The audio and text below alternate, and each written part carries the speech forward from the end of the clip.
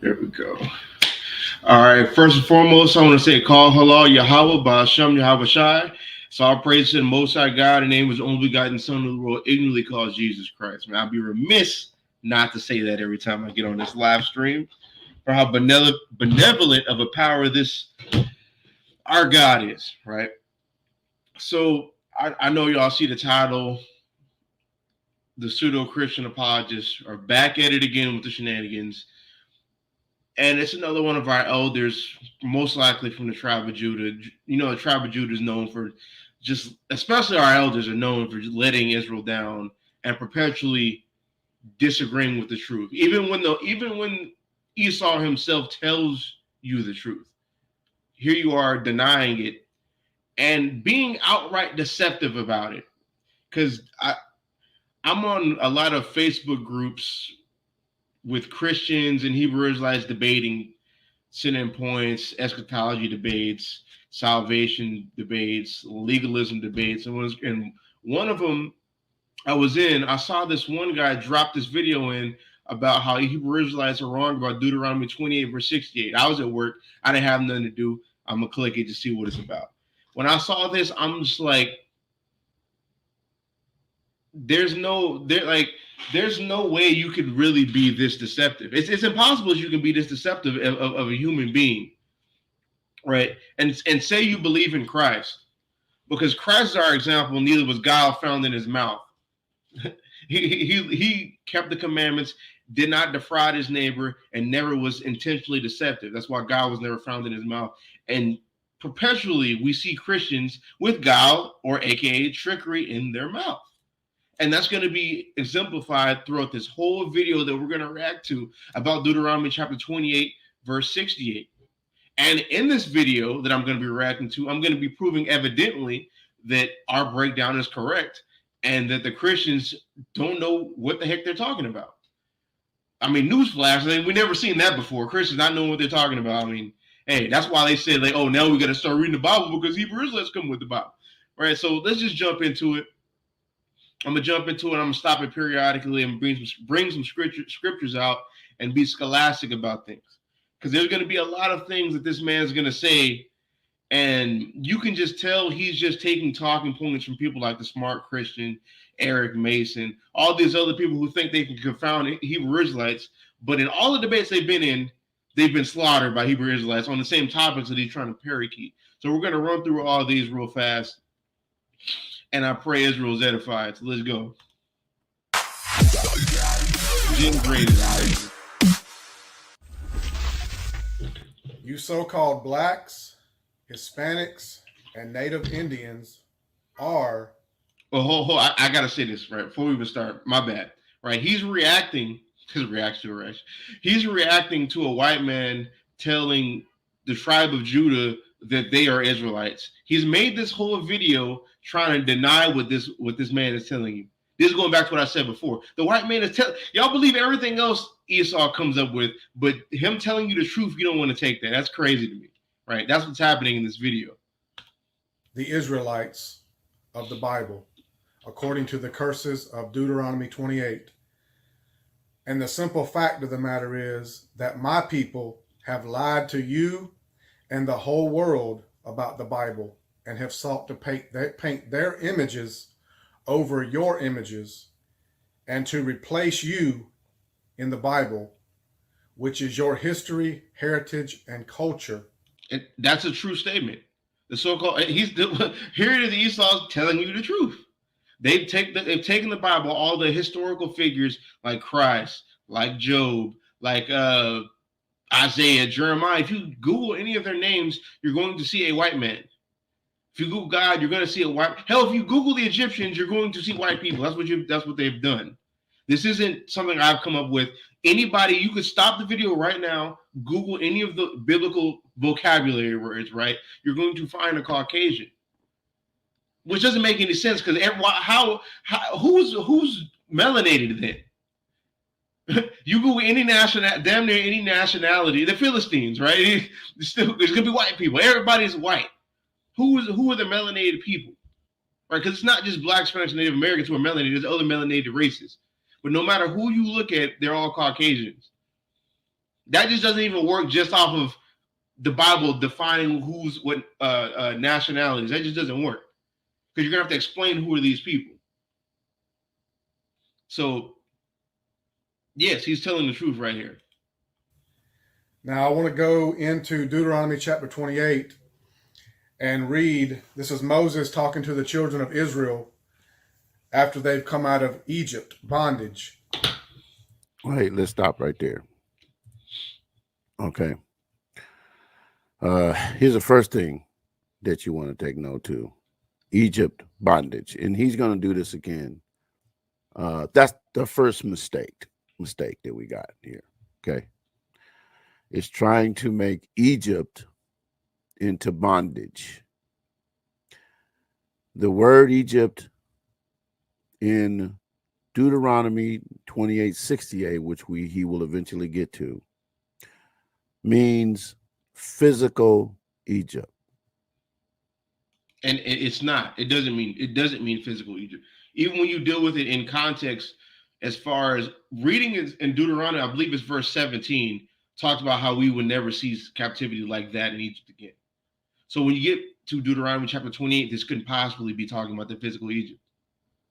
But no, you don't know that because you don't read Deuteronomy. You don't read Exodus. You don't read Genesis. You don't read Numbers. You don't read Leviticus. You don't read Old Testament things until you get put in a position to where you have to. And that's the whole reason channels like this exist in the first place. Because y'all, the Christian church, y'all wasn't reading the Bible like that. Y'all get John through 16, y'all pull maybe something out of Paul and just talk. That's what y'all would do. And now when we read the Bible, we teach people the Bible. Now you're forced to have to read it. And now you say things which is stupid. Like saying Egypt just means a physical location. Anytime you see the word Egypt, it just means a physical location. Could you imagine reading the entire Bible with that type of mind state? Like I'm gonna prove this. I want to go into that right now, but I'm gonna save it to where he starts trying to support his claim, and then we're gonna talk about it. But if you just did that every time you see somebody's name or see a term referenced, and it just means somebody's name, and you say no matter what, it just means somebody's name. It means that original person every time. You know how problematic that would be for prophecy, especially when it talks about this Davidic kingdom. It says the name David. It's David's name from the original David. If I asked you who this is in Ezekiel 36 or Ezekiel 34 or Jeremiah 33, you're going to say that's Christ. But that's David's name right there. You see how problematic that is? But we don't know the Bible. It's crazy. I just want to point that out right off the rip. Let's get back. This is Moses talking to the children of Israel. Deuteronomy chapter 28, verse 1. And it shall come to pass, if thou shalt hearken diligently unto the voice of the Lord thy God, to observe and to do all his commandments, which I command thee this day, that the Lord thy God will set thee on high above all nations of the earth. Here he is talking to the Israelites.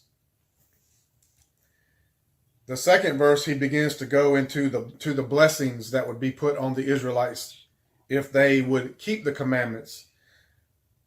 That says that they'd be blessed in the city, blessed in the field, and basically blessed in everything that they would undertake to do. They would lend to other nations, but not borrow, things of that nature. But in verse 15, I got to stop. Okay, so here's the problem that I have with this right here. He seems to be uncomfortable with talking about the blessings that will come to them if they obeyed the laws. That's an assertion. And jumps quickly out of them. He's done. Verse 2, he's ready to jump down to the curses. So that would be a question for me. Why are these people who support this Hebrew Israelite doctrine this false doctrine are so quick to jump to the curses and not the blessings. I don't understand it, but let's listen to what else. You don't understand it because you don't know the Bible, right? Then I'm gonna say, and not only do you not know the Bible, you don't know who you call your Messiah, nor do you understand prophecy. That's why you don't understand it. You know, because as much as you be on here trying to read Galatians 3, verse 28, Galatians, the 3rd chapter, and many other of Paul's writings talk about the blessing of Abraham. We're not going to get that. We're not going to be able to even attempt to get that without Christ. Without Christ. We're not going to be able to get that without Christ. We never saw all that. We never had that. We never had our land in totality. We never had from the Nile to Euphrates. We didn't have all that. But what we do have? Well, we can tangibly see the curses. We can see the curses now. And you know why I know we can see the curses now? And these are something visual, because your Messiah, your Messiah said the true children of Israel will be in captivity until he brings them back. So if they're in captivity, that means they're subject to the curses. So let's go into some Bible verses real quick. Let's go into some Bible verses. Let's see what your Messiah said. This is Luke chapter 21, verse 20. It says, "And when ye shall see Jerusalem compassed with armies, then know that the desolation thereof is nigh." That's talking about when Judea went against the Roman Empire, right? The Roman Jewish War, 70 AD, 70 AD-ish, because, I mean, it played out before and after that date, right?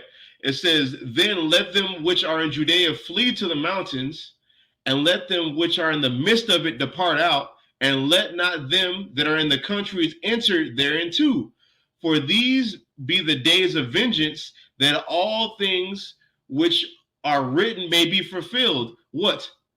Like Daniel the 9th chapter, about us losing our temple, about the daily oblations and sacrifices to cease. Why? Because you're going to lose this battle. Jerusalem is going to be sacked. It's crazy I'm talking about this, because we're going to be talking about this later in this video. Jerusalem is going to be sacked, and you're going to lose your sovereignty. That's what's going to happen. That's the thing that's written to be fulfilled. Verse 23, and it says, "But woe unto them that are with child, and to them that give suck in those days, for there shall be great distress in the land, and wrath upon this people. And they shall fall by the edge of the sword." Why? Because you're going to lose this battle. "And shall be led away captive into all nations, and Jerusalem shall be trodden down of the Gentiles until the times of the Gentiles be fulfilled."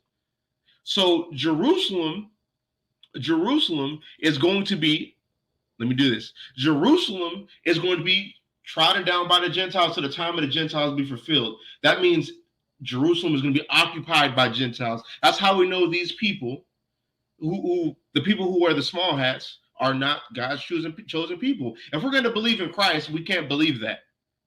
That just doesn't work, right? So when you're led into captivity, that means you're subject to the wrath of God. That wrath of God is the curses of Deuteronomy chapter 28. We even talked about the walls being besieged. That's Deuteronomy, the 28th chapter. And they're going to remain in captivity to all nations until the times of the Gentiles be fulfilled. So when is the time of the Gentiles be fulfilled? Because that hasn't been fulfilled yet. They're still ruling right now. And we know that the time of the Gentiles hasn't been fulfilled because Christ has to be the leader or the Messiah or the king or the prince to bring us back into our land, right? Or they just take us out of the equation, that bring Israelites back into the land, right, with his hand, and the whole world to see it. That's how you know the time the Gentiles haven't been fulfilled, because you haven't seen that. That didn't happen with the Balfour Declaration. So let's read some precepts real quick. Let's go back into the Bible. This is Daniel 7. I think I'm going to start at 21. 7 verse 20. Is it 20 or is it 21? Is it, I'm gonna start at verse 20. Well, let's just start at 19. It says, wait, is this on the screen? Yeah, it's on the screen. Yeah, Daniel 7 verse 19, it says, then I would know the truth of the fourth beast, that's the Roman Empire, which diversed from all the others, exceeding dreadful, whose teeth were of iron and his nails of brass, which devoured, brake in pieces, and stamped the residue with his feet, and of the 10 horns that were in his head, and of the other which came up, and before whom 3 fell. Right, it's going into America being made, being that little horn, even of that horn that had eyes and a mouth that spake very great things, whose lip was more stout than his fellows. I beheld the same horn made war with the saints, the true Israelites, the saints, and prevailed against them until the Ancient of Days came, and judgment was given to the saints of the Most High. Right. Because judgment given to the saints of the Most High, and the time came that the saints possessed the kingdom. That's rulership and dominion. That's them being brought back into their land. So that means the times of the Gentiles have been fulfilled. That time of the Gentiles is their opportunity to rule the kingdom, be in the kingdom rulership, right? Have dominion on earth. But then Jacob's turn, which is the saints, the Israelites' turn, they're going to possess the kingdom. This is that's what's proceeding after the time of the Gentiles. So they're going to be in captivity until this happens. Right? There's more. Verse 23. It says, thus he said, the fourth beast shall be the fourth kingdom upon the earth, which shall be diverse from all kingdoms, and shall devour the whole earth, and shall tread it down and break it in pieces. And the 10 horns of this kingdom are 10 kings that shall arise. I saw. Matter of fact, I really don't want to go off topic. Or no, I'm just gonna stay on topic. Right. It says, then the 10 horns out of this kingdom are 10 kings that shall arise, and another shall rise after them, and he shall be diverse from the first, and he shall subdue 3 kings, and he shall speak great words against the Most High, and shall wear out the saints of the Most High, and think to change times and laws, and they shall be given unto his hand, right? Because they're going to be led away captive into all nations until the time the Gentiles be fulfilled. It says, and they shall be given into his hand until a time and times and a dividing of time. And the judgment shall sit, and they shall take away his dominion to consume and to destroy it until the end. And the kingdom and dominion and the greatness of the kingdom under the whole heaven shall be given to the people of the saints of the Most High, whose kingdom is an everlasting kingdom, and all dominions shall serve and obey him. So this right here is the times of the Gentiles being done with, and Israel being brought back into their land and having the kingdom and dominion. This has not happened yet. Christian scholars will admit this has not happened yet. So you can criticize my breakdown on Daniel 7. Either way, you're going to come to the conclusion that this part has not happened yet. And to double down on that, let's go into some more precepts. Let's get Micah chapter 2 in the NLT, right? It says, hope for restoration. Micah 2 verse 12 in the NLT, it says, someday, O Israel, I will gather you. I will gather the remnant who are left, and I will bring you together again like sheep in a pen. That means all Israel being together again. Like the northern and southern kingdom, the people who wear the small hats, they have no idea where the northern kingdom are, right? So they don't fit this. It says, I will bring you together again like sheep in a pen, like a flock in its pasture. Yes, your land will again be filled with noisy crowds. Your leader, This is a messianic prophecy. This isn't just Big Yachty or Yajadiah or an angry black man just coming out of nowhere, just giving a breakdown. This is a Christological prophecy. Your leader, the Messiah, will break out and lead you out of exile, out through the gates of the enemy cities, back to your own land. Your king will lead you.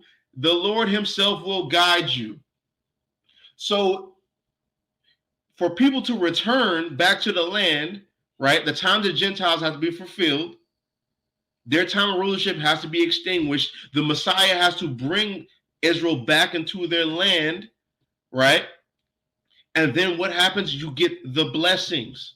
So if that hasn't happened yet, that means Israel was under the curses. That's why we go to the curses, to show things, to show who the true children of God are, to show, let's go back into Luke, to show the importance of looking at history to find out who the true children of God are and pairing it up with prophecy, right? So let's read verse 20, Luke 21, verse 24 again. It says, and they shall fall by the edge of the sword and shall be led away captive into all nations, and Jerusalem shall be trodden down of the Gentiles till the time that the Gentiles be fulfilled. So Israel will be in captivity till the Messiah brings them out of it. That has not happened yet.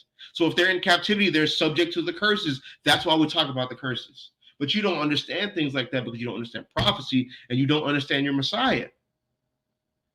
And honestly, you know why you don't understand that? Because of this. Revelations 19, verse 10 is, and I fell at his feet to worship him, and he said unto me, see thou do it not.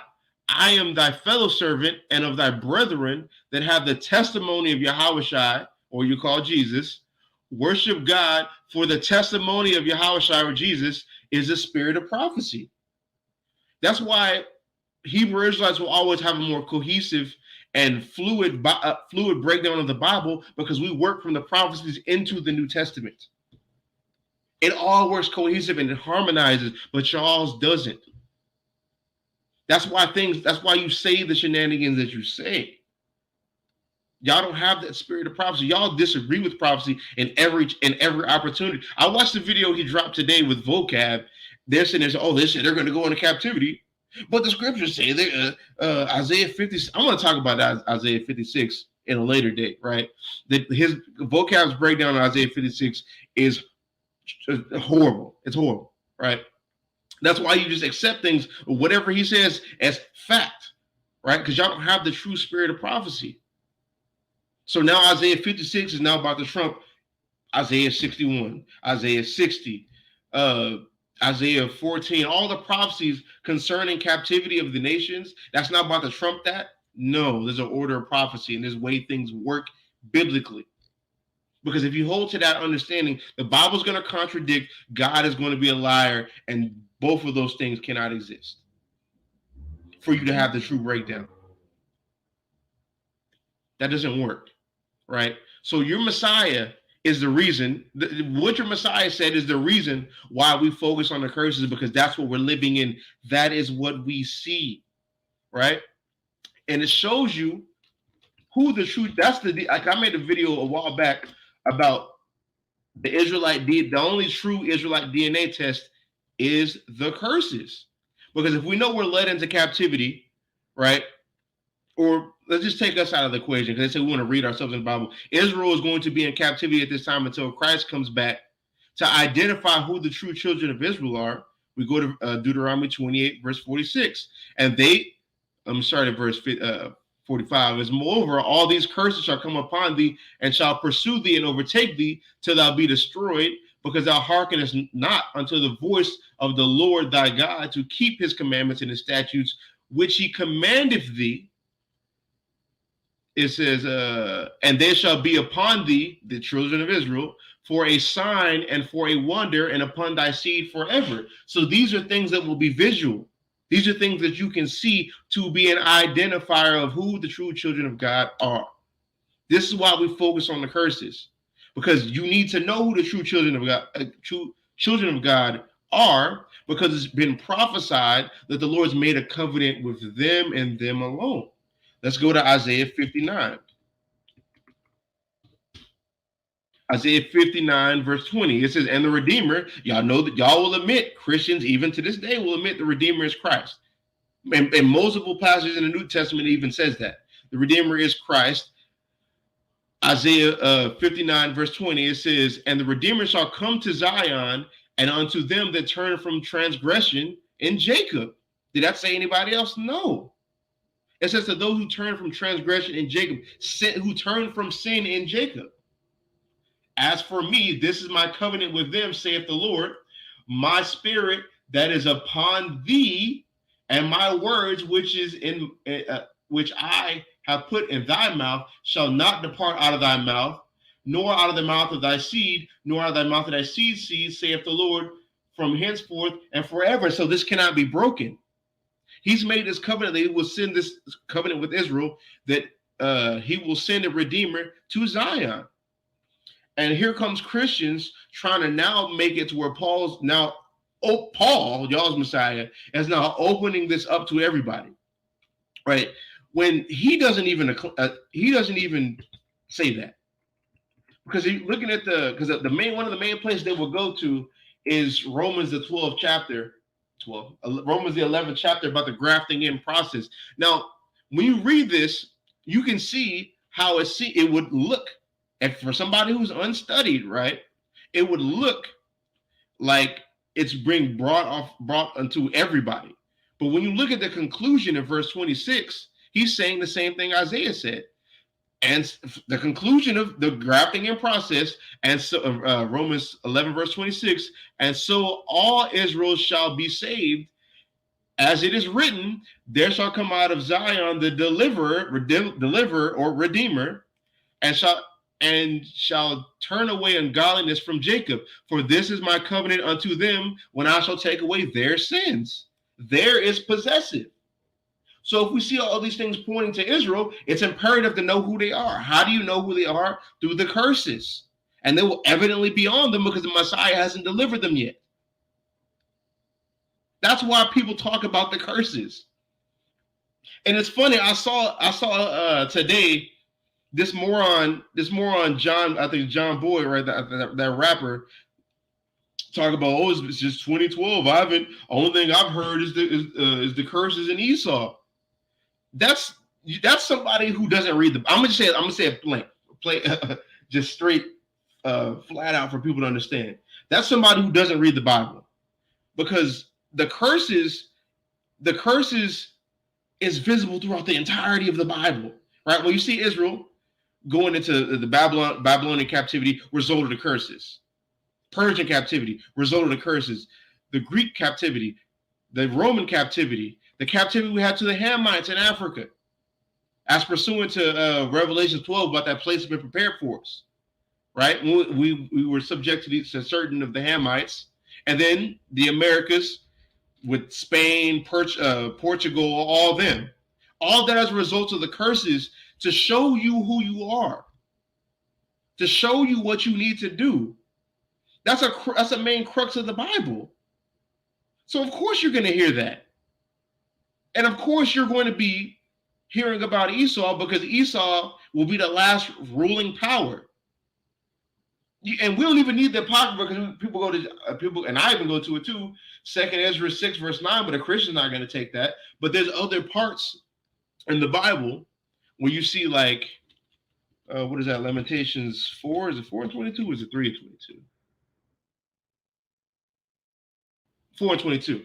It says, the punishment of thine iniquity is accomplished, O daughter of Zion. He will no more carry thee away into captivity. For he will visit thine iniquity, O daughter of Edom. He will discover thy sins. So how is it going to be possible that anybody, because it's not even just Esau, right? That somebody wouldn't be allowed to bring you into captivity anymore? It's when you're in the blessing. Because what is the thing and what is the catalyst to make us subject to people? The curses, transgressions. So we will be cleansed from our transgressions, like you see in various parts of Ezekiel, the 30th chapter, like the chapter in the 30s, maybe like 36, 37, some in Jeremiah, a lot of them in Isaiah, some of which we've already named already. right? So this is talking about our last captivity. East Edom is the last person that we're at the end of our captivity. We're about to receive our kingdom. It's either you don't read the Bible. The conclusion of all that, it's either you don't read the Bible or you love captivity. It's like this. It's one or both of those. But you know, our people are gonna eat it up, share it, and be like, "Oh, you're right. All these people want to do is hate Esau and all that." I mean, no, that's not all we do, bro. This lesson isn't even specifically about that, really. And honestly, since I've been in the truth since like 2015, 2016, I've seen many various camps and many camp leaders teach things that aren't that. Bishop Nathaniel, he does a lot of things on sharpening men, specifically GMS SICARRI, prophecy, right? Sons of Thunder, really good on the streets. Joel is a really good teacher and shows you pragmatic ways to deal with people on various topics. To say we just talk about the curses, that's just a lie. That's being willfully ignorant, right? That's why we're in captivity to this day. But going back into this, right? So where did I leave off at? Oh, one more thing, right? Another reason why it's imperative to know who the true children of Israel is, because a lot of things that's been debated on in the realm of biblical studies, theologies, the new covenant. So let's read about where the new covenant is defined at and who it's for. Because a Christian will tell you it's for everybody, but let's see what the Bible says. Jeremiah 31, verse 31. Behold, the days come, saith Yahweh, that I will make a new covenant with the house of Israel and with the house of Judah, right? That's Israel. And when I mean Israel, I mean both kingdoms. That's who God is saying, God, Yahweh, tetragrams and the Lord is saying who the new covenant's for. So if he's saying it's for these people, and a Christian will try to say, well, we're spiritual Israel. Let's see if that works with the context. Verse 32, not according to the covenant that I made with their fathers. So now he's getting particular to prove that this is talking about natural born Israelites, people physically descended from Jacob, not according to the covenant that I made with their fathers in the day that I took them by the hand to bring them out of the land of Egypt, which my covenant they break, although I was a husband unto them, saith the Lord. Right? But this shall be, and hold up, I didn't even get all the meat off the bone on that one. This is giving you a time period of when this happened. Who came out of that land of Egypt? Israel. This is no spiritual Israel thing for the new covenant. This is specific. So it's imperative to know, if you're going to deal with the realm of theology in a biblical sense, it's imperative to know who the true children of Israel are, because if you're not a child of Israel, none of this even applies to you. And which also explains why the Bible doesn't make sense if you don't look at it through Israelite eyes. Because when we finally start doing that, now the world makes sense, and now the Bible makes sense. You don't have to contradict the Bible to talk about something in the Bible, right? When you're going from Old Testament, so-called Old Testament to New Testament, you don't have to do that. We don't ever have to do that. We have an answer for all the questions that you ask. This is why they'll sit behind their, and I don't mean around for it. This is why they'll sit behind their webcam and just make videos saying, "Oh, how are they going to deal with this? How are they going to deal with this?" You're not debating these points, because when you do so, you get brought low, because we know who the Lord is with, right? But I digress. It's imperative to know who the true children of Israel are, to see if this even applies to you, right? So now, going back into Deuteronomy 28, verse 46 is, and they shall be upon thee, the curses, they shall be upon thee for a sign and for a wonder, and upon thy seed forever, right? So the curses will be visual to identify who the true children of God are. That's why it says on thy seed forever, right? Now the true children of Israel are going to look upon this and realize who they are, right? Deuteronomy, because they ask, why do they just go to the curses? Deuteronomy 30, verse 1. And it shall come to pass when all these things come upon thee, the blessing and the curse, which I set before thee, and thou shalt call them to mind among all the nations, whither the Lord thy God have driven thee, and shall return unto the Lord thy God, and shall obey his voice according to all that I command thee this day, thou and thy children, and all that with all thy heart and with all thy soul. So this is a prophecy that's going to happen in the future, right? Really being fulfilled in our time period, about us having this awakening to realize the Black, Hispanics, and Native Americans on the Western Hemisphere are Israelites, not to diminish the ones who are out in the other nations, right? Because we even see in Acts, the 2nd chapter, Jews coming from all nations. So Israel is in all nations. But who were we sent to over here in the North America? The people who were in the Americas. The Israel that are in the Americas, they're going to look upon the blessings and the curses, specifically the curses, because you can't see the blessings now, right? They're going to look upon the curses and be like, okay, that's us. Every one of these is us. That's what they're going to do. And that comes from here. That's why when you see, we're going to read all the way to verse 5, but I want to hit this real quick. That's why you see in Romans 10, this Romans 10, verse 17. So then faith cometh by hearing, and hearing by the word of God. I was a Christian for 20-something years, right? And sitting back and looking at it, I really didn't believe in this book. But you know what made me believe in this book? Looking at it from Israelite eyes. You're like, you know what? Deuteronomy chapter 28, verse 6 say, oh, that's us. Deuteronomy chapter 28, verse 30, where it talks about our children give our wives being taken from us. I've seen that in slave movies. I've read about that in history in school. A lot of the curses we see come from the transatlantic slave trade. We can see, coming from the transatlantic slave trade, we can see and how it matches up with the word of God. And that's when my faith came. That's when I stopped being a terrible person and decided to start living my life and return to the Father. Some of you Christians don't do. That's why y'all's life really haven't changed. There's nothing there's no tangible evidence to show that your life has changed. But the Hebrew Israelites, we can do that. We have people in our camp right now, in our organization right now, who are rival gang members, but they can stand next to each other. You know why? Because they realize who they are, and they realize what God said. God said, "Thou shalt not kill." God said, don't hate your brother. That's why they can stand together.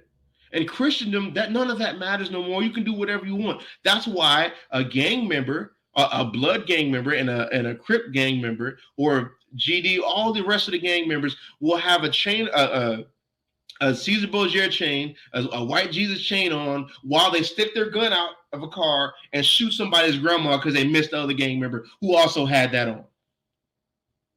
And will feel no type of remorse from it. Y'all don't lead to no change, but this really does. And it's crazy how y'all sit out and make videos trying to defame us and make us look like we don't know the Bible, but we understand it far better than you do. Because the Bible was committed unto us. That's Romans chapter 3, something that you don't understand, right? So let's go back to Deuteronomy. Deuteronomy 30, verse 3. It says that then the Lord thy God will turn thy captivity. And this, I hate to keep going off on 10. This has to be said. This is why I feel a certain type of way about the John Boyd comment that he said, right? He said that about the curses. It said, when we look upon these and change, it says, then the Lord will turn our captivity. Then he's going to save us. I said, you have to sit, like I'm sitting there working. I saw that in captivity. I'm sitting there working in my job and seeing, I said, bro, you have to really love captivity. You have to really love the acclaim. You have to really love the fame. You got to really love your life here to have a complaint about what the field workers do, right? I want to use the other word, but YouTube, right? The people who actually do the work of God, instead of making rap songs loosely based off the truth, you have to really love this place. That's crazy. We look upon our people, when our people look upon his curses and return back to the Lord, then they shall be saved. That then the Lord thy God will turn thy captivity and have compassion upon thee, and will return and gather thee from all nations, right? Because that's the end of the time, that's the end of the Gentiles. That's the end of the time of the Gentiles, the end of their age, right? Whether the Lord thy God have scattered thee, it says, if any of thine be driven out unto the outmost parts of heaven, from thence will the Lord thy God gather thee, and from thence will he fetch thee. And the Lord thy God will bring thee into the land which thy fathers possessed, and thou shalt possess it, and he will do thee good and multiply thee above thy fathers. Right? That's the blessings. We have not seen that. So that's why we skip to that. That's why we skip to something we can see, right? So let's go back to this video. We did a whole bunch just to come all the way back. Right, let's go. Let's go. Yes, sir. Chapter of Deuteronomy chapter 28. It says, but it shall come to pass, if thou wilt not hearken unto the voice of the Lord thy God, to observe and to do all his commandments and his statutes, which I command thee this day, that all these curses shall come upon thee and overtake thee. Okay, so I want to stop right there, and I want to point this out because I haven't heard anyone else talk about this right here. Verse 15. You notice he just said all of these curses. All these curses. Not some of them, not half of them, all these curses. And I've also heard people say that we fit all these curses. We fit all these curses. That's a very important point, because when you get to go line upon line like they like to do and go through the curses, we do not fit all of these curses. But let's let him continue. Now I want to go to Deuteronomy. First of all, yes, we do. We do. We fit all these curses. Now, the point he's going to make, he's going to try to point out some. We're going to get there. He's going to point out some that he believes we don't fit, right? Now, when you look at the curses, this is how I know you really ain't even read it, bro. You really haven't even really sat down. You're taking talking points and thinking you know something, but you really don't, right? You're looking at the curses, they can't all happen at the same time. There's no okay. Example. Let's do this. Example. Let's go back to Deuteronomy chapter 28. And I want to make a point after I do this, right? Let's go to verse 68. This is however you want to phrase Deuteronomy chapter 28, verse 68. It's slave ships, right? Now, let's go to verse 52, right? Oh, shoot. Verse 52, it says, and he shall besiege thee in all thy gates until thy high and fenced walls come down, wherein thou trustest throughout all thy land, and he shall besiege thee in all thy gates throughout all thy land, which the Lord thy God have given thee. How can this in Deuteronomy chapter 28, verse 68 happen at the same time? How can that happen? How can you have curses that regard land and you be on a slave ship at the exact same time? That's like it's like when it. Hold on, I need y'all to look at me when I say this. That's I can't say the R word, man. What's another? Our brothers unlearned in the way logic works. Y'all, I know y'all know me. I'm trying my best. I'm trying to stay blessed, right? I'm trying to stop yelling at folks, man. I'm trying to turn over a new leaf, man. Our brother lacks logic. And a lot of our people do this. Like they take the Bible, we read every form of media. We read every form of media with logic and a basic level of understanding of the way reality works. But for some reason, when we get to the Bible, now we don't do that. And it's not just Christians, Hebrew Israelites do the same thing. And you got to stop doing that. You got to stop doing that, right? You got to start using this word called like pragmatic, I used it earlier. Pragmatic. Pragmatics being practical. Practical is going to being logical. Being practical and logical about things that are going on. You want to talk about poor exegesis of text, brother? What you're saying doesn't work logically, and you got to do better. Come on, man. Come on, Alex. I thought you were gonna step higher, right? You know. Oh man, for anybody who didn't see that debate, that's an inside joke for the people who saw the debate. But I'm gonna go back to this. Chapter 28, verse 68, and read one of those curses that all Israelites, so-called blacks, Hispanics, and Native Indians should immediately be able to identify with. No, I want to stop. Now, see. And hold up. That's why we do it. That's why we started Isaiah, Deuteronomy 20, verse 68, because we can all tangibly see that.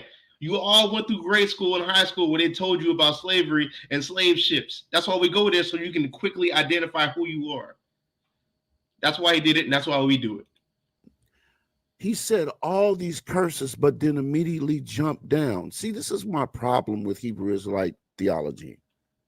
You like to pick. And this guy obviously is not white. I mean, not black. He's white. I don't know. He's supposed to be an Edomite unless his dad was black, according to them. But here he is teaching this Hebrew Israelite doctrine.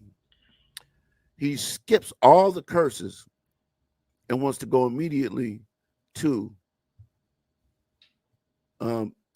Deuteronomy 28, 68. And we know what this one thing I hate about this. I have to really side. I hate having to do this, but I hate that I'm sitting here. I just realized I have to really defend the devil here against my own people.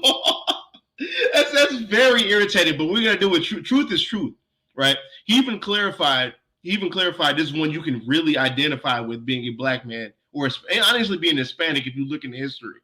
That's what we do. He said y'all just want to pick and choose. First of all, Christians pick and choose John 16 and what is that? Jeremiah 11. I forgot what verse it is, but somewhere in Jeremiah they got a plan for you of good things. But they cherry pick scriptures all the time. It's not even about cherry picking. If I'm talking to somebody, I'm not about to throw a whole chapter. Think about how unpractical that is. Think about how unpractical. So I'm on the streets. I have a very limited amount of time to talk to somebody, and I'm trying to get their attention and get what little time that I have. I want to be as most impactful as I possibly can. So I'm going to jump to the point. I know what the context is. I'm not using it out of context. And if you're going to accuse me of that, you would then have to prove it. And secondly, your Messiah did that. Let's do this. We're getting real scripturals tonight. All right, Luke chapter 4, verse 16. Y'all see that? Yeah, I see that.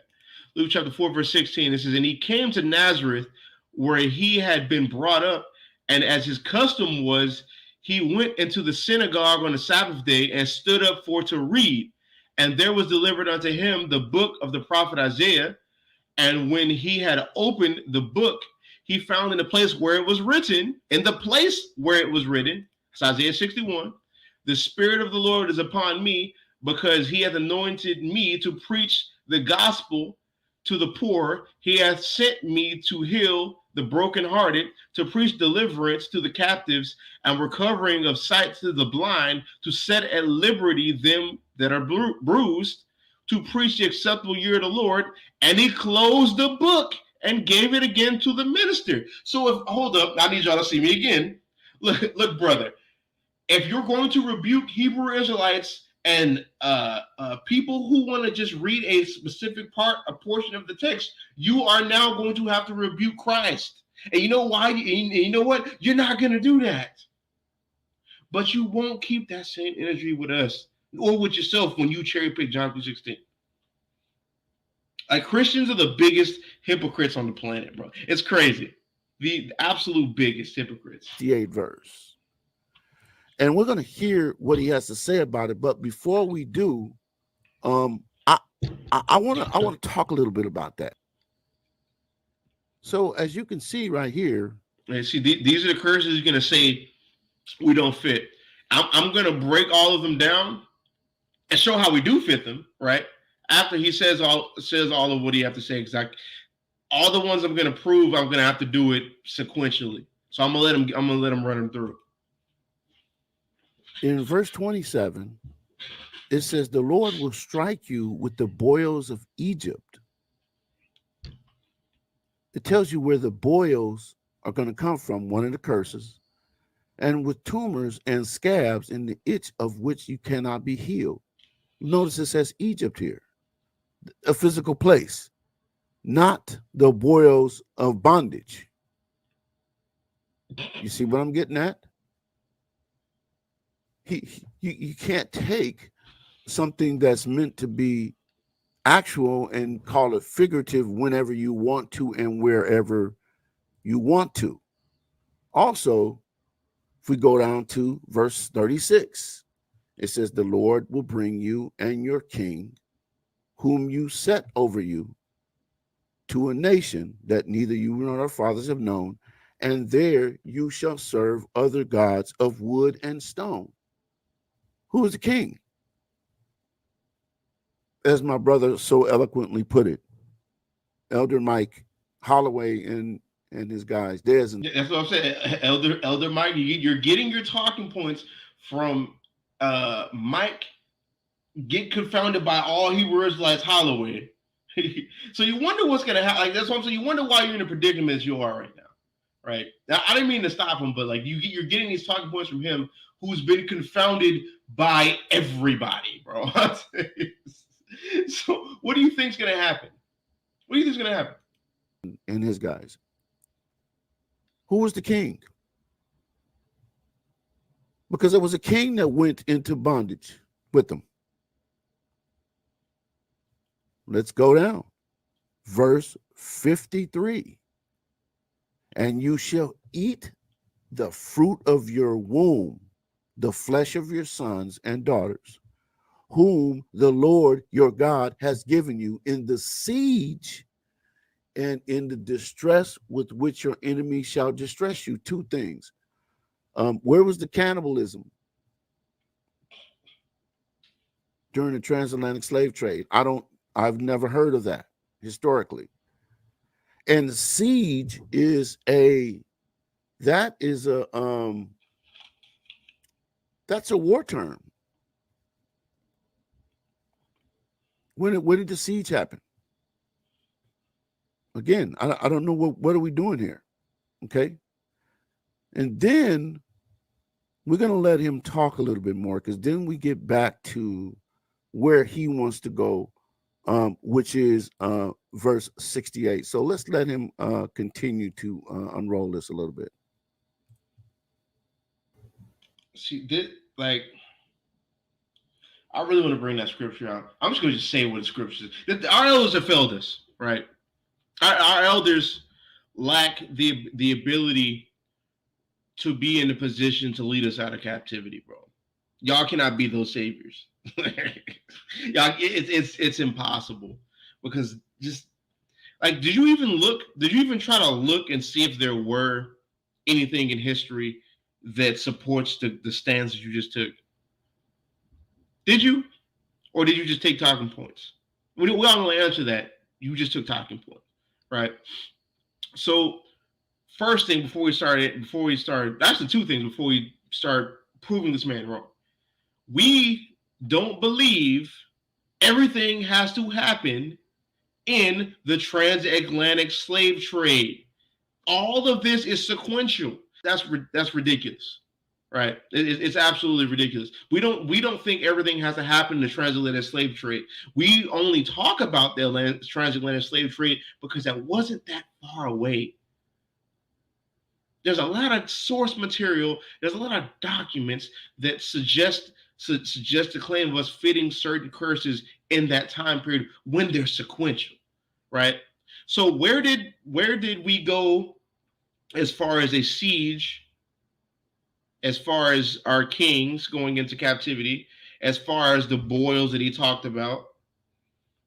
let's go jump into this. Let's start at the siege. Let's see, the siege of Jerusalem.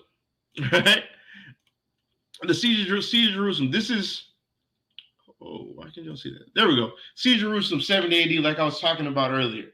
This is the southern kingdom, the three tribes that was there, the three stars that it talks about in Revelation chapter 12 that the Roman Empire drew with the tail. Right, this is the siege of Jerusalem, and so the siege of Jerusalem of 70 CE was a decisive event of the first Jewish-Roman war. Right, from 66 through 73 CE, because I said before and after, right, 70 AD. It says, in which the Roman army, led by future Emperor Titus, besieged, oh, it sounds like a war term, besieged Jerusalem, the center of the Jewish rebel resistance and the Roman province of Judea. Following a brutal 5-month siege, the Romans destroyed the city and the second Jewish temple, which Christ was talking about in Luke chapter 21. To accomplish the things that are written, that, like Daniel chapter 9, about how the daily sacrifice of oblation would cease. That's this. Right? So watch this, because he talked about the cannibalism too. I forgot about that. The cannibalism. I'm glad you left your draw out there like that so we can sock it. I'm glad you did that. Right? In April 70 CE, 3 days before Passover, the Roman army started besieging Jerusalem. The city had been taken over by several rebel factions following a period of massive unrest. Right? I'm not trying to read all of this. I'm just going to jump to the point. And it says, according to Josephus, a contemporary historian, right? And here's the thing, y'all love Josephus. Y'all Christians love Josephus. This is what Josephus had to say. According to Josephus, a contemporary historian and a main source for the war, the city was ravaged by murder, famine, and cannibalism. What did the southern tribes go through? Who we say are Negroes, who we say are the people from the Caribbean, who we say the people from Haiti, they went through besiegement and cannibalism. So that's the curses they fit. It don't have to be in the transatlantic slave trade. This is something that will happen in history. That's that happening here. That's for the Negroes. Confounded. That's number one, right? Let's go to this one. This article right here, the fall of Tenochtitlan, this is for who we believe as the northern tribe, right? We already talked about the southern tribes, right? This is the northern tribes. It says the fall of Tenochtitlan. It says the capital of the Aztec Empire was a decisive event in the Spanish conquest of the empire. It followed in 1521, following extensive manipulation of local factions and exploitation of pre-existing political divisions by Spanish conquistador Hernan Cortes, right? He, aided by indigenous allies, his interpreter and companion, La Maleniche, I'm pretty sure, right? So this is when the Aztec army got besieged. This is when they got besieged, right? And following this besiegement, let's see, no, not that. I don't need that yet. Let's see, in that, because I kept finding conflicting articles about the cannibalism. This one has both of them, from both angles. This is history.com. Where did I see it? Heart to the altar. Where did I see it? The slaves. Hold up, I gotta find it. Empire. Yeah, this right here. It says, and because this is talking about the same time period too, right? It says, while it was long theorized that the Aztecs only engaged in a ritual cannibalism during the times of famine. Another explanation is that consuming the flesh of a person offered to the gods was like communing with the gods themselves, right? Because you have several articles. I'm gonna put it back on me. You have several articles talking about them doing ritual cannibalism. That's something they did before they came and attacked them. And then you have other articles talking about in times of famine, they would eat each other. Just like how you saw in a time of famine when the siege of Jerusalem. But we don't see those things happen. We don't see those curses happening though. We don't see those curses happening. Like, that's crazy. I don't like how the cameras got like that. The way I look at the camera. I wish I had the camera on top of the screen so I can look directly at it. I hate how it makes me look. It makes my eyes look weird. But to say that it happened, like, you're crazy. You didn't try to do any type of research on who they believe were the Israelites or what they went through, right? And it talks about, you said something about the boils. So in this same article, let's see,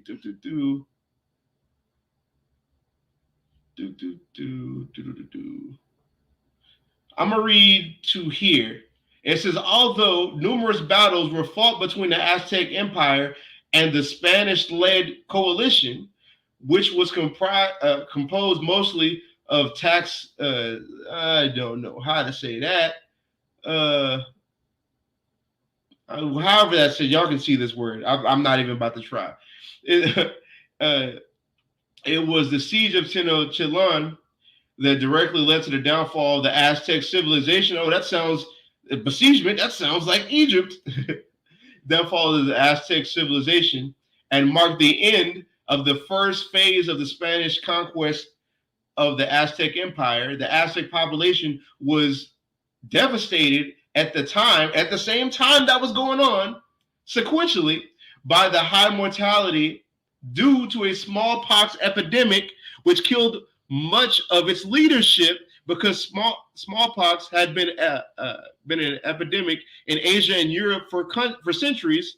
The Spanish had developed and acquired immunity and were affected relatively little in the epidemic. So they brought that with them. That's crazy. They brought that. That's funny. Because in the curses, it talks about a nation coming from far. Let's go back into Deuteronomy. Deuteronomy 28, verse 49. It says, the Lord shall bring a nation against thee from far, from the end of the earth, as swift as the eagle flieth. What was their emblem? The eagle also. Just throwing that out there. A nation whose tongue thou shalt not understand. They didn't understand their language. They're speaking the Nawa language. A nation of fierce countenance, which shall not regard the person of the old, nor show favor to the young. Right? So watch this. They're not going to care about who they kill. Right? We're going to get back to the smallpox thing in a minute. Watch this. Anybody can look this up. Right? You go to Wikipedia, the fall Tenochtitlan, all of it's got sources, so you can't just say, oh, you just went on Wikipedia. It all has sources on it. So let's go back.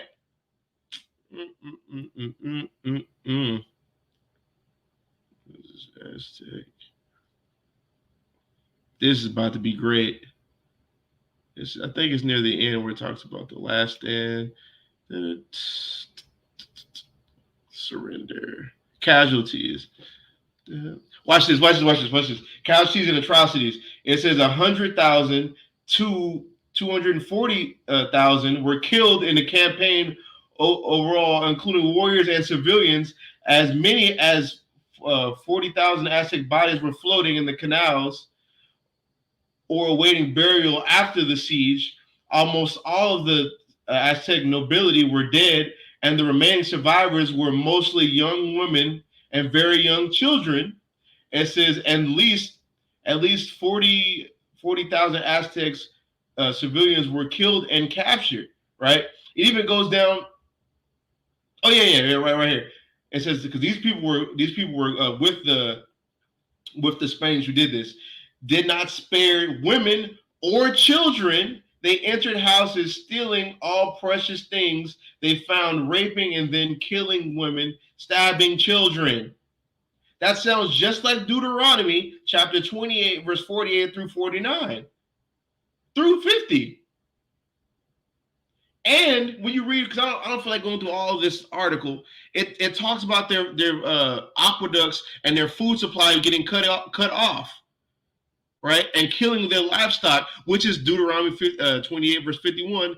And he shall eat the fruit of thy cattle and the fruit of thy land until thou be destroyed, which also shall not leave thee either corn, wine, or oil, or the increase of thine kind, or flocks, or of thy sheep, until he have destroyed thee. That's in this article. This whole article, like, if you can say whatever you want about you not believing Hispanics. Y'all want to leave these dumbass comics?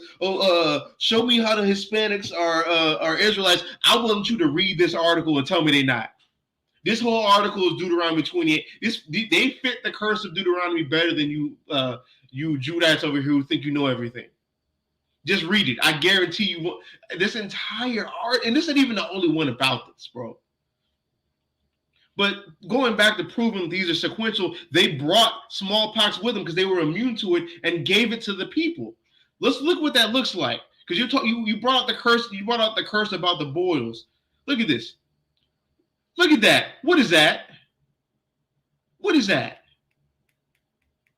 That's the boils that's talking about in Deuteronomy chapter 28. Right there. That devastated the Aztec people.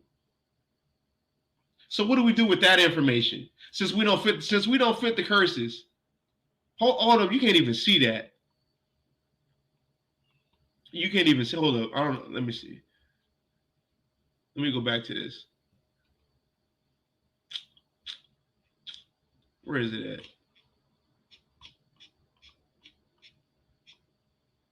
About the smallpox.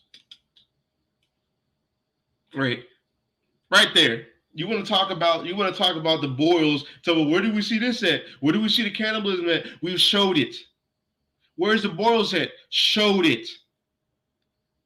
So where's the besiegement? That sounds like a war term. We showed it in Isaiah, in the 70 AD when Jerusalem was sacked, and right here. This is crazy. Like, and this was a quick, honestly, bro. You know how much time I spent on looking this up? Y'all want to take? I got home. I left work at 6:30.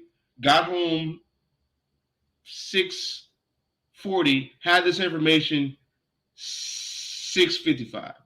Not 6:55. No, I got home 6:40. Started about 6:45. This is 5 minutes worth of research. But you will get on your camera to say we don't know what we're talking about.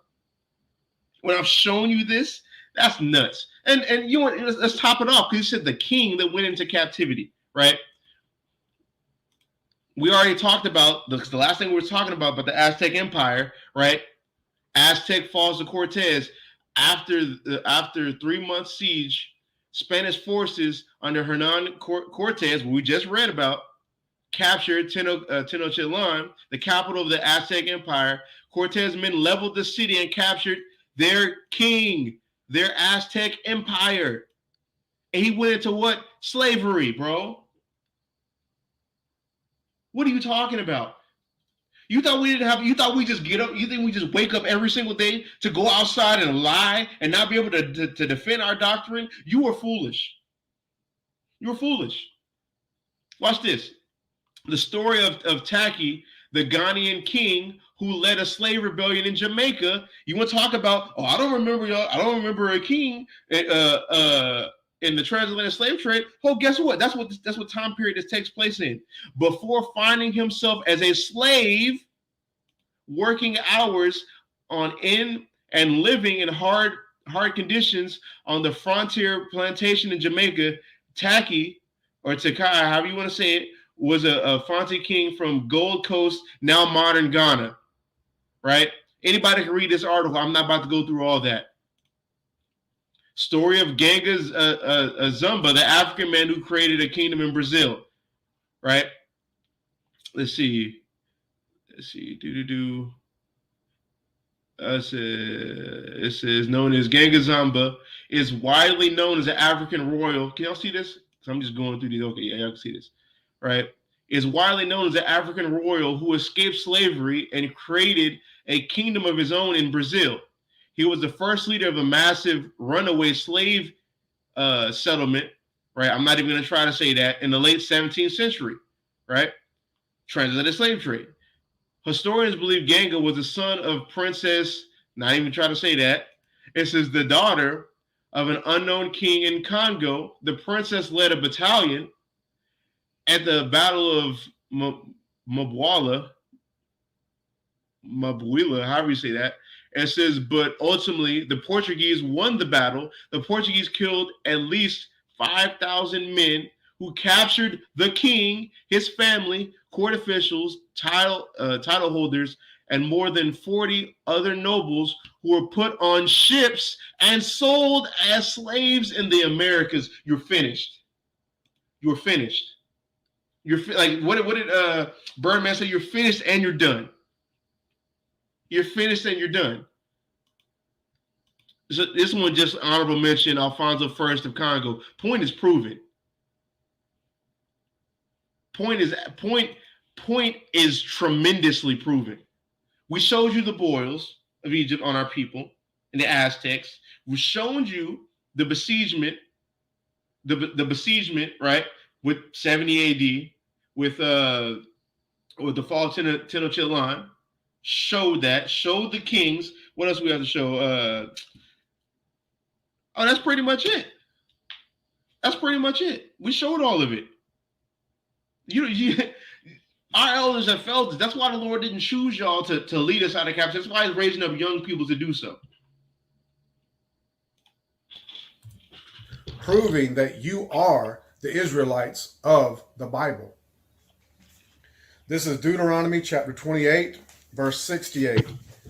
And the Lord shall bring thee into Egypt again with ships, by the way whereof I spake unto thee. Thou shalt see it no more. The it is referring to your homeland, Israel, Jerusalem. And there ye shall be sold unto your enemies. So wherever you got off of those ships, who you were sold to, those are your enemies, according to God. For bond men and bond women, and no man shall buy you. That word buy means to redeem. You're a liar, sir. Bro, this part, I'm going to preface it with this. What brother Jim Green is about to do right here is demonic.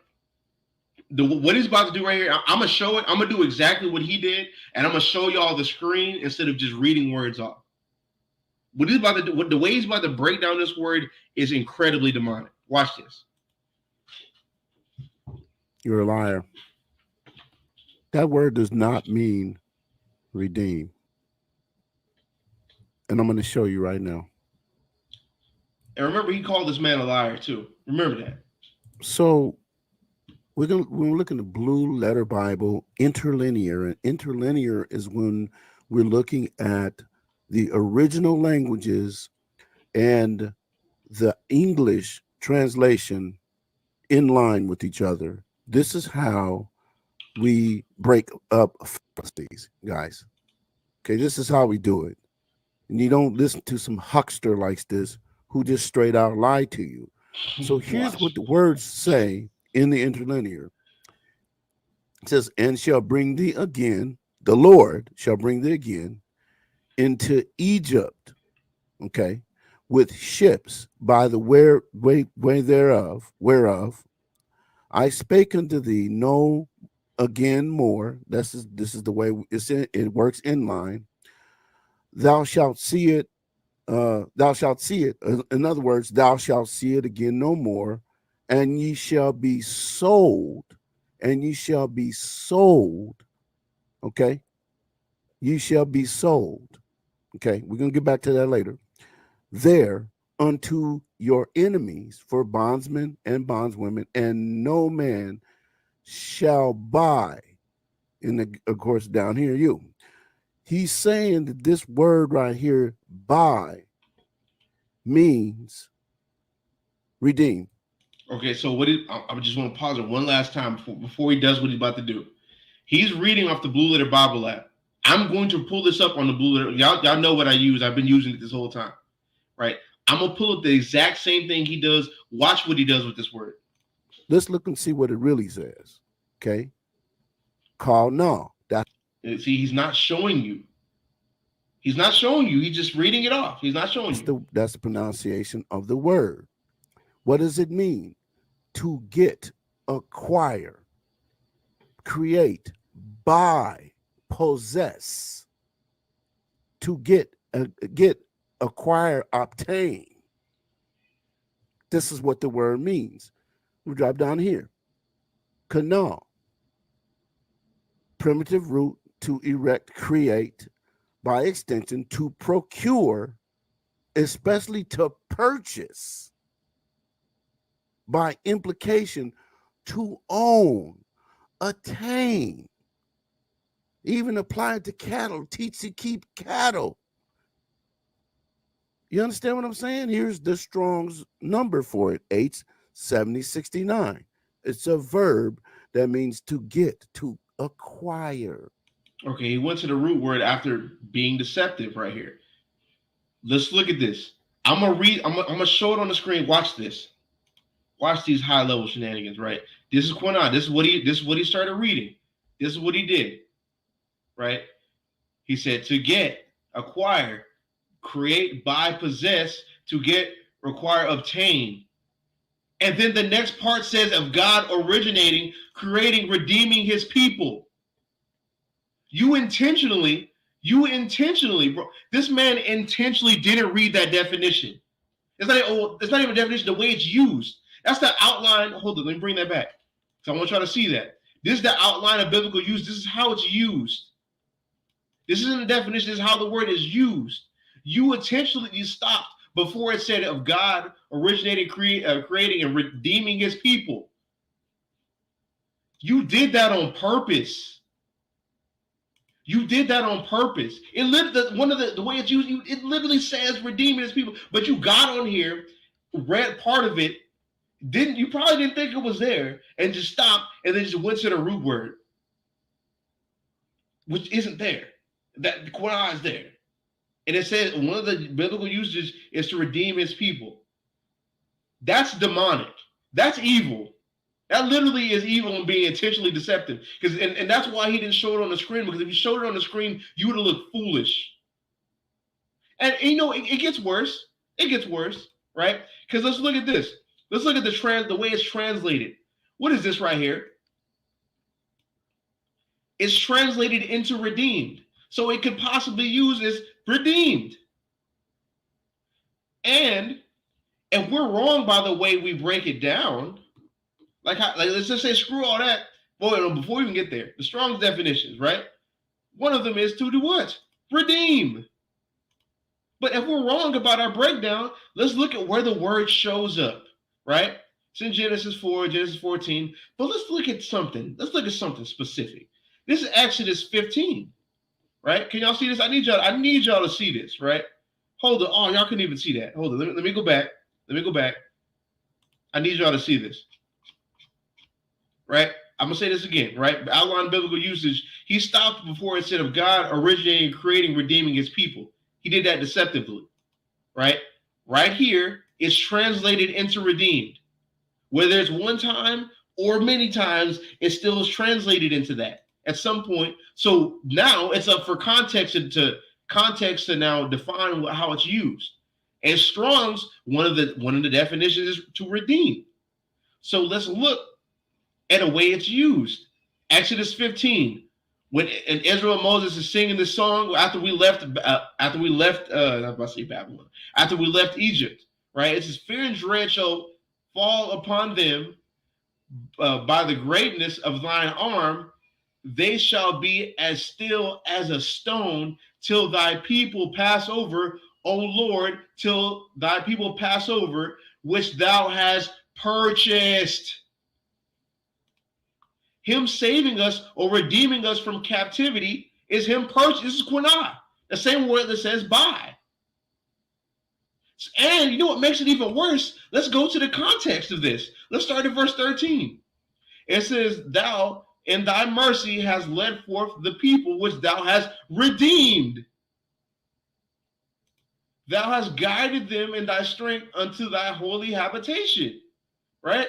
And going back to verse 16, fear and dread shall fall upon them by the greatness of thine arm, there shall be as still as a stone, till thy people pass over, O Lord, till the people pass over, which thou hast purchased, quanah, by in Deuteronomy 28, verse 68. So are we wrong for saying it's redeemed? No. You don't know how Hebrew works, and you're specifically being deceptive with the tools you got to actually go into the Hebrew. That's what you do. But it's crazy. We're the deceivers. But you literally got proved to be doing that here. That's absolutely maddening to me, right? So let's look at the etymology for redeem, right? Uses a verb.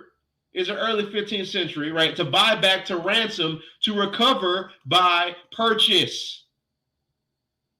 To recover by purchase, also in a theological sense, to deliver from sin and spiritual death. To deliver by procure. To recover by purchase. That's Exodus 15 right here. The people who is purchased, the purchase bought back.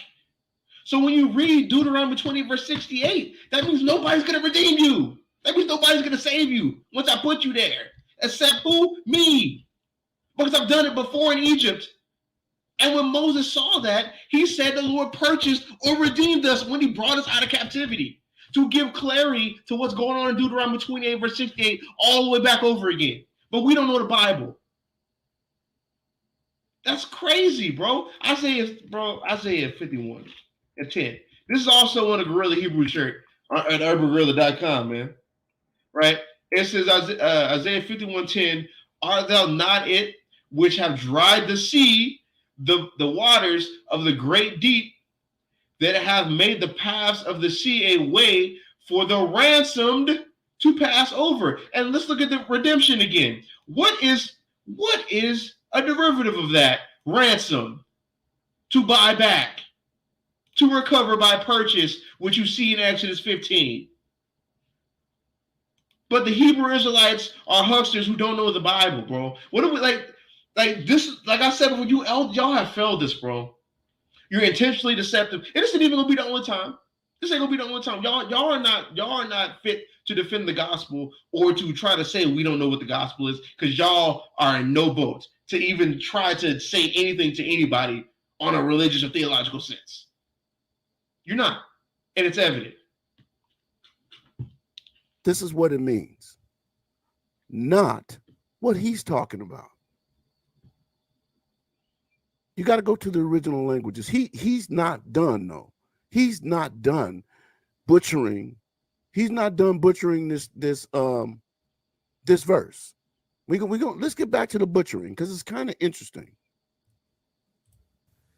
And many have came and tried to redeem the Israelites. Marcus Garvey tried and failed. Malcolm X tried Not and what it failed. means, sir. Martin Luther We just King proved Jr. that. No, you did. Tried and failed.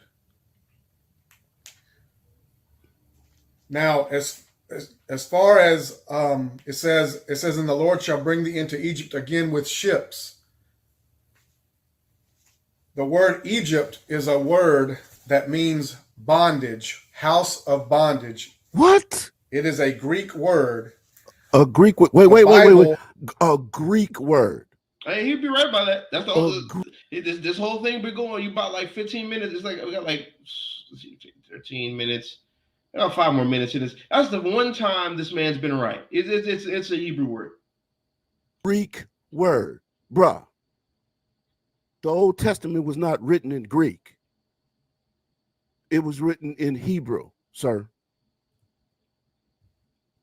You're a liar again. Brother, you're a liar. Explains and proves itself. And I'm going to go to Exodus. No. I'm not going to let you get away with that. I'm not going to let you get away with that, sir. This is called Hebrew hopscotch. When you can't prove what the word means in the text, in the context, you want to jump all over the place. I'm not going to let you do it. Let's go back to the interlinear and the original language, which is Hebrew. So here we go. Here's This the word point is Egypt. stupid. I'm not Into gonna lie, Egypt. bro.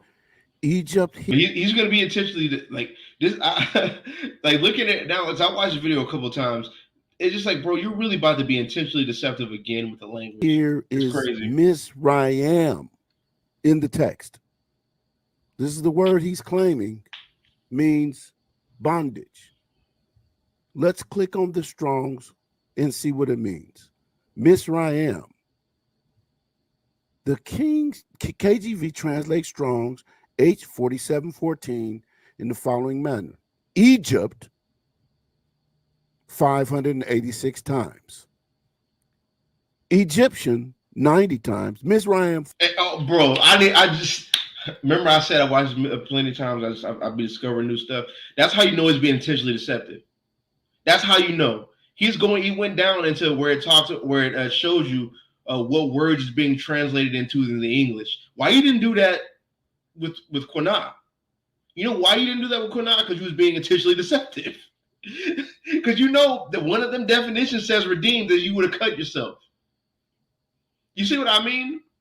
We're these deceptive people, but this is evidence of you doing that. Literally. 4 times. Egyptians with H1121 1 time. What does it mean? What is the usage? Egypt, land of the Copts. A country in the northeastern section of Africa. Watch this. Adjacent to Palestine and through which the Nile flows. Mm-hmm. A place. A real he read that second part and realized he was cut. That's why he stopped right there. Watch place. Look at this. It means Egypt, guys. Yep. See, this is what I watch this. I'm gonna show you how he's being intentionally deceptive again. He read that second part and knew he was done. Because let's read this. Watch this. Let's go to where he's at. You know you're done. But why you gotta lie? Like that's one thing I don't like, bro. I can deal with a lot of personality flaws. I made a status about this the other day. I can deal with a lot of personality flaws, but pride and being disingenuous is two I just can't stand in a person, because you have to really not give a damn about a person to be that way. you have to really not care about people to exhibit those traits. Not only you not care about the Father, but you definitely don't care about other people. Where it says Egypt, Mizraim, right? This is what he just read, right? He read the first one. This is the outline. Remember, these aren't definitions. This is how the word is used. Outline of biblical usage. He read this proper location. Now, you'll be correct. Egypt, the land of Copts, a country and a northeastern section of Africa adjacent to Palestine and through which the Nile flows. But wait a minute. You know why he stopped? Because he didn't read the second part where it's used as an adjective. It's used, and what is an adjective? An adjective is used to describe something. Just like how we say childish, right?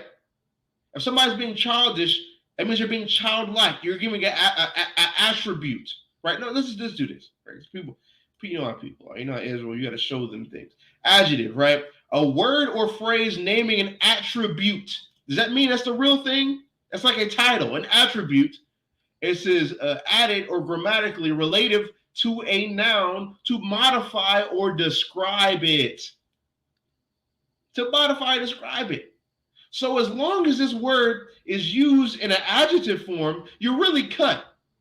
Because if it's used to describe, if Egypt, the same word is used to describe something, that means when it's used, the same word, it's not talking about the relative locative noun. It's not. It's not. And he saw that, and that's why he was quiet. Like when you start like analyzing people and being spiritual about things, you see how people operate, bro.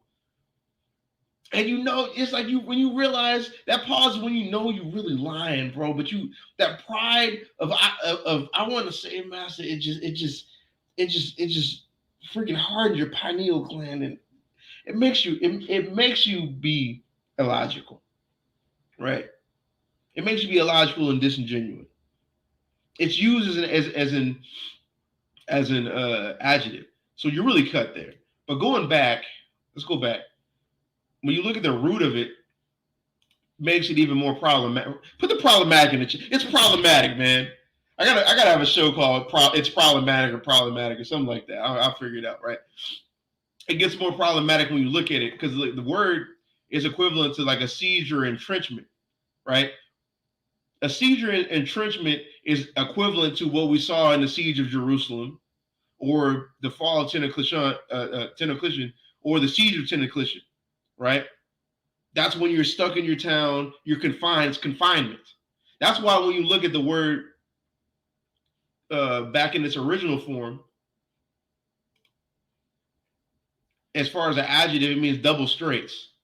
A strait is a bad situation, but let's not have Yachty just say something. Let's see what the definition says, because it has like right here how it's used, right? It can be a channel or sound narrows, where it's like a narrow passage of water connecting two seas. That's not applicable here because it's talking about an adjective. That's talking about a noun. But the way it's used right here, used in reference to a situation characterized by a specified degree of trouble or difficulty. So it's double that. It's like a rock in a hard place. That's that siege or entrenchment. You're stuck inside of your capital of your city. You can't go get food, so you're dying for famine in here. And outside, here is the people trying to oppress you and kill you. Double straits. That's and what happens when Israel is besieged? It's a result of Deuteronomy, the 28th chapter, which is the curses, which is captivity. But we're wrong, though. We're wrong, though. That's shenanigans, bro. If only you just knew the Bible, right? But let's say we went by your methodology. Let's look at some typologies in Hosea, the 8th chapter, right? And see if this is talking about actual Egypt or not, because it's the same word, right? We're gonna see. It's Hosea 8:8. It says, Israel is swallowed up, and now shall they be among the Gentiles, the vessel wherein is no pleasure. It's talking about the northern kingdom. It says, for they are gone up to Assyria, right? This is history. The northern kingdom went captivity to the Assyrians. This is history.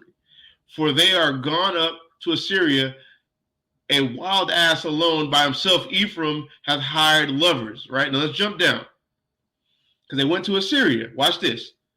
Hosea 8 verse 13. They sacrifice flesh for the sacrifices of mine offerings and eat it, but the Lord accepteth them not. Now will he remember their iniquity or their sins and visit their sins. They shall return to Egypt. But wait a minute. I thought it said they were going to Assyria. Do we see in history them going to Egypt? Or do we see in history them going to Assyria? No, it's Assyria. So what is Egypt? What does it mean by they're going to return to Egypt? They're going to return to captivity. And what happened to the northern kingdom in the Bible? What happened to them in the Bible? Oh, they went into captivity to Assyria. So what does it mean by them returning to Egypt? Captivity. And that's the same word, bro. The same word that you will say is just a place. But we don't know the Bible. But oh, Johnny, that's one time. Maybe that's the only time. Okay, let's go the next chapter over.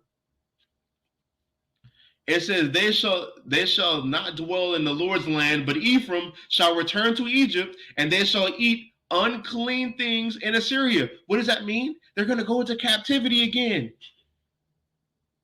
How are you going to go to both at the same? That's two different places. But we know as far as the historicity, they went to Assyria to captivity. But it says return to Egypt. What does that mean, return to captivity? So these are two instances where it's used as an adjective. And the people who made the Blue Letter Bible app knew that. Christians even give commentary on that. The ones who are a little bit scholastic, at least more than you. This is why I like having conversations with, sometimes I'm gonna say I don't even care, with the other nations more than our own people, because our own people don't try to be scholastic or don't try to learn the book that applies to them. Like it's madness. It's madness. Like it's called something called typology.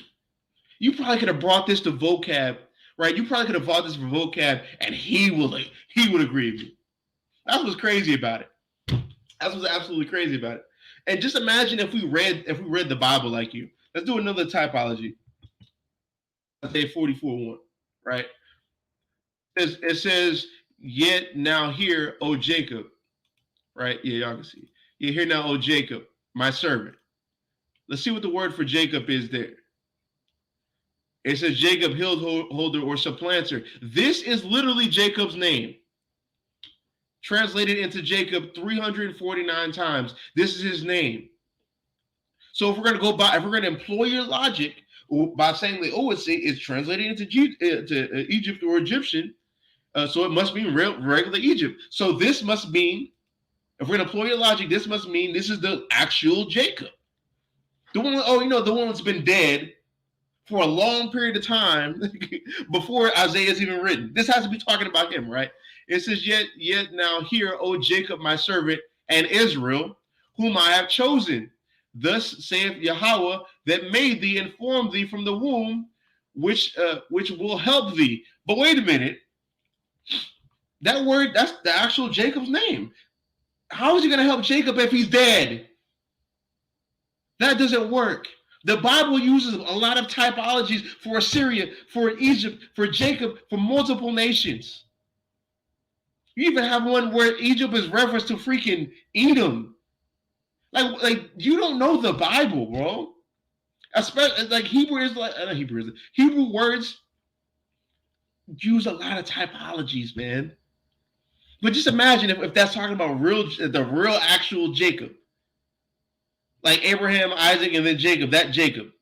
That's the type of logic we'd have to employ if we're going to use that for Egypt. Imagine if we read the Bible like that. I said this at the very beginning. Imagine if we saw...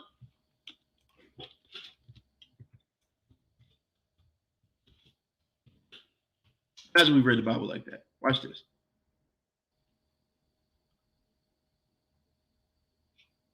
Let's see.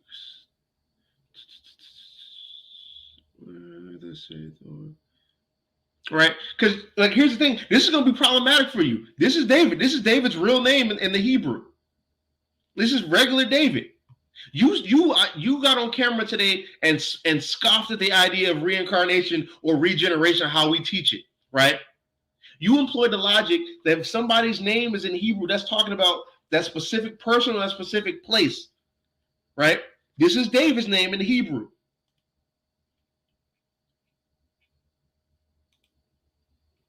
This is David's name in Hebrew, below, right here, David, 1,076 times, right? Let's employ your same logic. This is talking about regular David then, since that's his name. It says, I, the Lord, will be their God, and my servant David, a prince among them, I, the Lord, have spoken it. So if we employ your logic, the real David is going to come out of his grave, and now he's going to be a prince for us. Problematic, bro. And if I asked you, if somebody presented this to you, if somebody who followed you presented this to you, you will say that's Christ. Every Christian apologist will say that's Christ. But now, when it comes to us trying to break something down, now it has to be literal. Like it's literal right here. Y'all can't pick and choose. The Bible does that all through the book, bro. You don't know the book. That's why you say this stupid shenanigans, bro. But we don't know the Bible. That's the thing that be killing me. That's the thing that be killing me, bro. It made my head hurt how stupid our people are, man. And I'm not even trying to be rude. It's just a fact. It's plain just a fact, bro. And simple. This dude's lies just don't stop. But he not done, though. He not done lying. Again, Yeah, you're gonna. with ships. Yeah, you're gonna lie. It's not referring to you going back into the land of Egypt. I am the Lord thy God. Jesus. Hey, bro. It don't work that way. This is not proper biblical exegesis. And the irony of you to even say, like, I hate the fact that I'm sitting there to defend the devil in this altercation, this scenario right here. But I'm really not, because he's coming with the way we break it down. So I'm really defending my stance, really. But you saying that's not proper exegesis. You never once exegeted this. You just told us what it's not. And that's the same thing. That's the same thing your father does. That's the same thing that your father the devil does. We don't know who the northern kingdom is, but we can tell you they're not the Mexicans. We can tell you they're not the Hispanics. You didn't exegete a thing. You just said, oh, no, that's wrong. You didn't even give it proper. You didn't even give an exegesis of the text at any point in this. This is the end of the video. So the reason that the Israelites went into slavery is because they chose not to keep the covenant that God made with them and them only. So I hope that you found this video. We found this video disgusting. Brother, I found you as an entity, as an individual, as a descendant of Abraham, Isaac, and Jacob, disgusting by the way you've done and what you've done on this video. That's what I found. You say you're disgusting him. That devil told you the truth. You watched a video of the same people who's done massive atrocities to your people, even to this day, tell you who you are, and you denied it. That's why I don't really even have any freaking remorse for this. Because what else has to happen now? Do they have to do the man of sin, the man of perdition, have to fully be presented? I think if Esau was revealed totally as a man of sin, a man of perdition, you still would try to save them. If something jumped off right now where they were antagonizing us, and not even just Hebrew Israelites, but just black and Hispanics, you would still be trying to save them. I bet that 100%. I bet it 100%, bro. And y'all are our elders. Y'all supposed to be teaching us the doctrine, bro. That's why y'all's channels are drying up. Nobody's watching. Y'all want to talk about us? We're so evil and stuff like that. Y'all don't even teach y'all's bogus. That's bogus. Y'all don't even teach y'all's bogus version of the gospel anymore. All y'all's YouTube channels is the Hebrew Israelites are wicked. It's like, it talks about Jeremiah, where it talks about many fishers, right? Y'all's fishing with the John 16 doctrine. Now y'all trying to hunt the Hebrew Israelites, right? Y'all don't even teach y'all's doctrine, like y'all's doctrine anymore.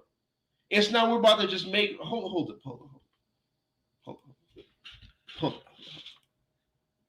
Y'all don't even teach y'all's doctrine anymore. Y'all, it's just Hebrew Israelites are wrong. Let's steal views off of them to try to make a platform. But it's drying up, bro. It's drying up. Because look at this. Like, you don't even have that many. Like, when you look at all of our detractors, the people who make videos about SICARRI every single day, bro, they be having 100, 200 views, bro. My crappiest video that I put on this channel has more than that. In an hour, it has more than that. It's not just me, Chief, all the SICARRI camps, especially all the IUIC camps, Sons of Thunder, HOI. Hell, even, bro, GMS got more views than y'all, bro. Nobody care about what y'all talking about, because we know everybody in the world knows y'all are not coming with the biblical doctrine, because if you were, people would flock to it. You know that? It's not just because the Bible talks about people flocking to false teachers, but it also talks about coming out of the book. When you come out of the book, it'd be the gathering of the people. Watch this.